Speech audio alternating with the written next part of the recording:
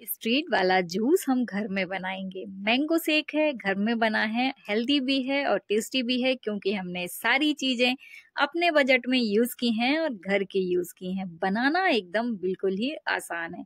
तो चलिए फिर बनाते हैं। इसके लिए लिया है मैंने एक आम। इसे हमने काट के अच्छे से छिलके निकाल लेना है और इसका जो पील है अंदर का उसे एक मिक्सी के जार में डाल लेना है। आपके यहाँ पे जूसर ना हो तो आप जैसे मैंने मिक्सी का छोटा जार लिया है ना चटनी वाला, तो बढ़िया उसी में ऐड कर लीजिए आम। इसी में ऐड करेंगे हम 1 चम्मच भर के शक्कर। साथ ही में ऐड कर देंगे 1 कप के लगभग दूध।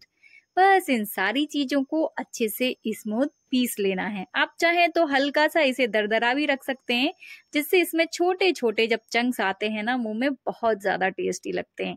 ये लीजिए भाई, बनके तैयार है हमारा घर में ही हेल्दी वाला मैंगो शेक। एंजॉय कीजिए। मिलते हैं नेक्स्ट वीडियो में। Bye bye.